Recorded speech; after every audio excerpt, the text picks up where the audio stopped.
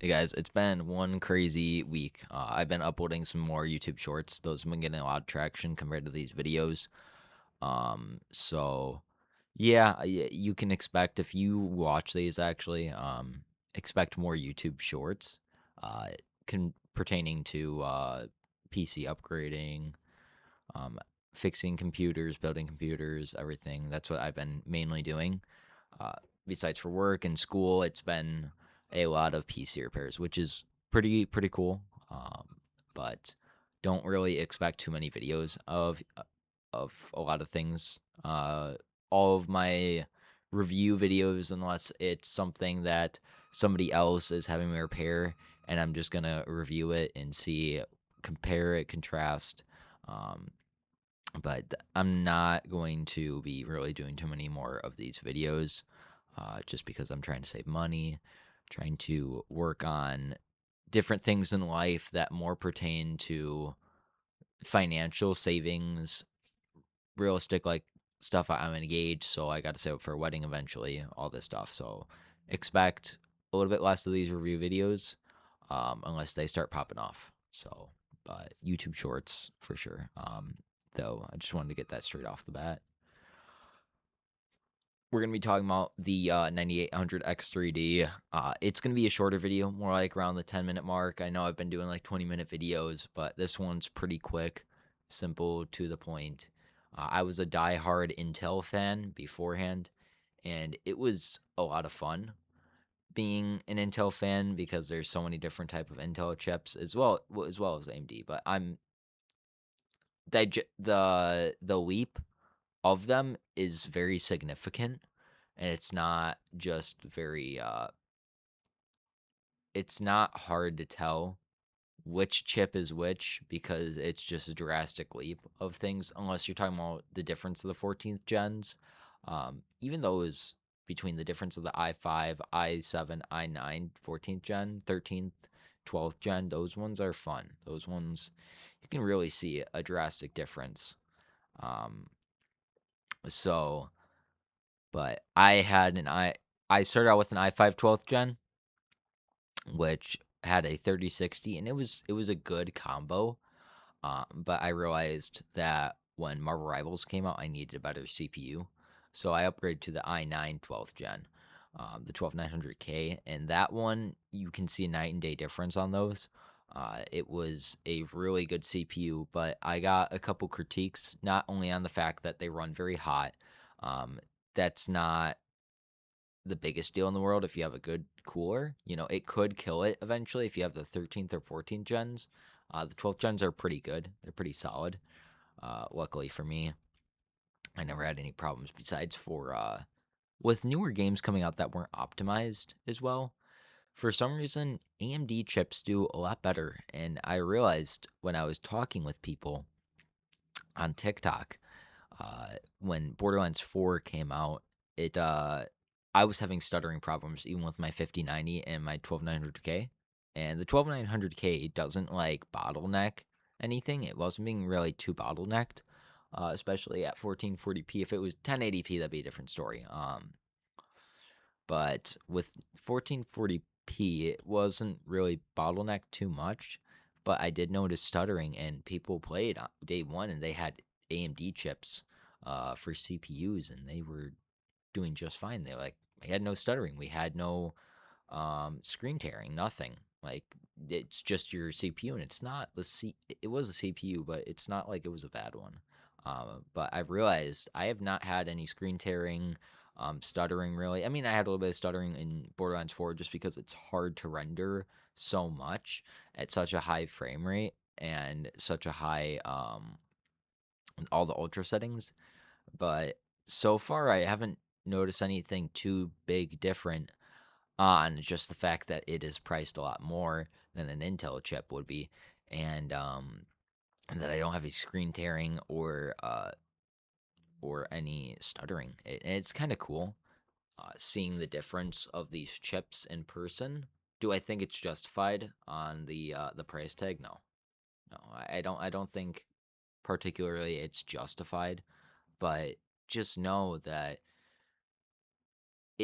there is that difference. I didn't notice much of a frame rate difference. They always say, "Oh, the 9800 Extra D is the best chip that you can get for gaming," and you'll notice like 20, 50 frame differences. And I'm like, no, I didn't really notice anything besides for maybe Alan Wake, seeing like a couple extra frames. It's just, I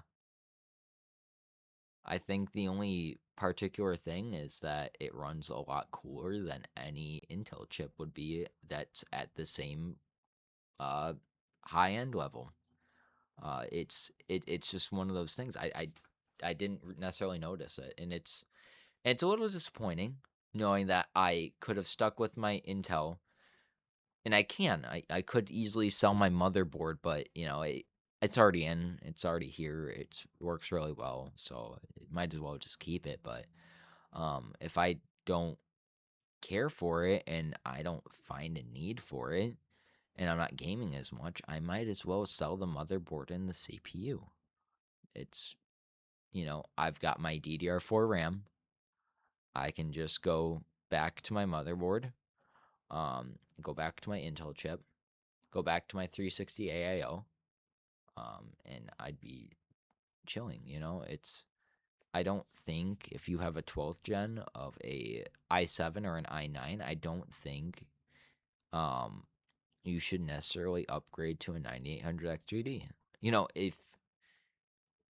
If you're worried about the chips in the future for AMD and like, oh, I want to get them before, I want to swap out to AMD AM5 before the new chips come over.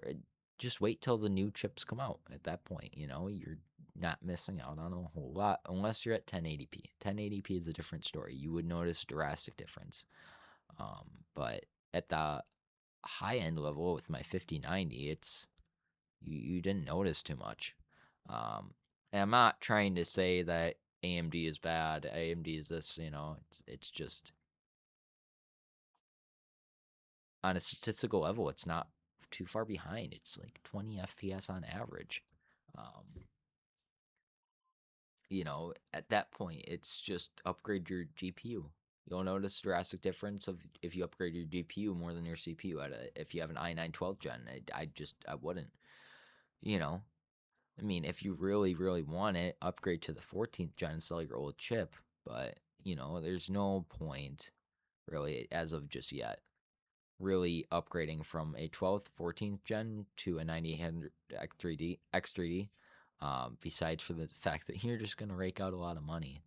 And it's gonna hurt the bank account a lot. Almost $500 for a CPU compared to one that you can find for around 250 for half that price for pretty similar performance. As long as you have a good cooler, you're gonna be chilling just fine. I mean, sure, it's nice knowing that I can just air cool my CPU right here because I whole long story with the Trike's 360 panoramic AIO. It was a really good one. I still have it in there. I might end up selling it. Who knows? But it doesn't have the AMD. Um, I can't use it on AMD right now unless I buy a whole new one because they don't sell the extra hardware for it. They don't they don't work with you too well if that's the case because they said since it's my fault they won't just ship it out to me. I'd have to pay for shipping, but I had to send it through Venmo, which was the stupidest thing. I didn't trust it because it wouldn't even go through in the first place. So I said, screw that. I'm just going to stop trying. So I've got a really nice air cooler. It's a white one. It matches the build. It still tells me all of my temps. Um, and it's it's really nice. It's extremely quiet. My computer runs a lot quieter than it did with the Trike 360 Panorama AIO because that thing was always running um, to cool down my chip. But this one, even with the air cooler, I don't see it go past 75 degrees Celsius. I think I saw it max 78 maybe. But no, it's on average, it's never that high. So, but I'm going to wrap up this video real quick.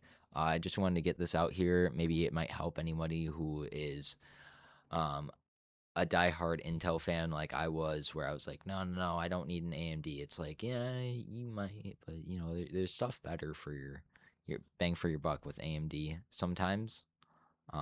But I would say Intel is very capable. Though a lot of people say don't get the Intel. I mean, if you don't upgrade a whole lot, um, and you're just looking for a little bit extra FPS, and you weren't planning on upgrading for a couple of years after you get like maybe a 12th, 14th gen, or 13th gen Intel, dude, just stick with it. Just don't even worry about it. Don't listen to anybody who's like, oh, I. But what if I want to upgrade in the future? Well, I mean, if you want to upgrade in the future, you're gonna have to pay that money either now or later. If you don't have the money for it, don't buy it. Simple as that. It hurts the bank account. So, but hope you guys have a great one. I'll catch you guys around. Keep an eye out for YouTube shorts if you are curious about what we're doing. I'm gonna be going and fixing a computer today. It's a really tiny micro ATX build, and I'm not looking forward to it, but make some extra $50 off this guy. So he's gonna pay well. So it'll be nice. But hope you guys have a great one. See you guys in the next one.